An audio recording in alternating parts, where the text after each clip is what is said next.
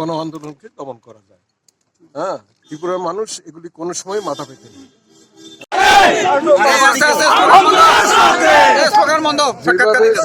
রাজনৈতিক ষড়যন্ত্র চক্রান্তকে গ্রেপ্তার করেছেন, আমি আজকে অত্যন্ত আনন্দিত যে ত্রিপুরার মানুষ এটা মানতে পারে এবং আজকে জামিনে মুক্তি পাওয়ার পর যেভাবে মানুষ এখানে সমাবেশ হয়েছে, হ্যাঁ, আমি তাদের সবাইকে পুলিশ এখনো চার্জশিট জমা দিতে পারেনি, সেটা তাদের ব্যাপার, এটা আমার কোনো ব্যাপার না।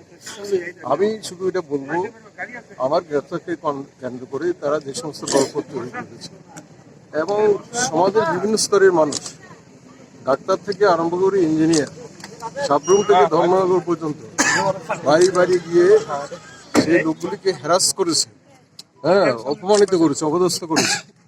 আমি তাদের প্রতি আমার গভীর সহানুভূতি জানাচ্ছি এবং সরকারের এই ধরনের আচরণে আমি তীব্র ঘৃণা প্রকাশ করছি।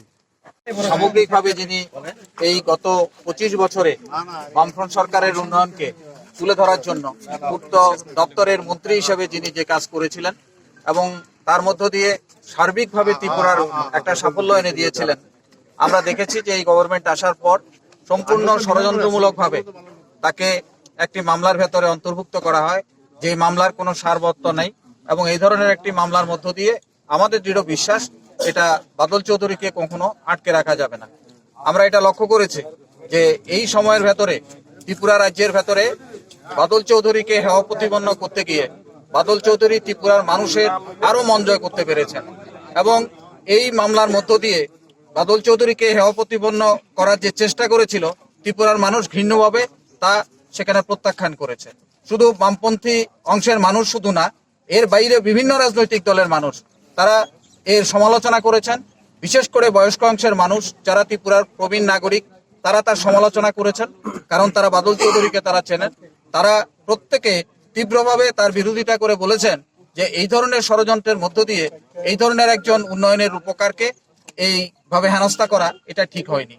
এটা ত্রিপুরার মানুষ তার প্রতিবাদ জানিয়েছে। একটা প্রশ্ন, আমরা প্রথম থেকে যদি একটু দেখি, তিনি যখন অসুস্থ ছিলেন ওনাকে গ্রেফতার করা এবং অসুস্থ রোগীর সাথে যে ব্যবহার করা ঠিক না আইনগতভাবে সে ধরনের ব্যবহার করা, তো এটাকে কি এই মুহূর্তে আপনারা বিরোধী দল আপনারা কি বলবেন এটা একটা চূড়ান্ত রাজনৈতিক শিক্ষা আপনারা পেয়েছেন বর্তমান শাসক দল থেকে? আমরা শিক্ষা, ওদের যে শিক্ষা দেওয়ার চেষ্টা করছে সেই শিক্ষা তো এটা কোনো শিক্ষার প্রশ্ন নেই, কিন্তু এটা একটা অরাজকতা, একটা অরাজক সরকারের কাছ থেকে এর থেকে বেশি কিছু আশা করা যায় না।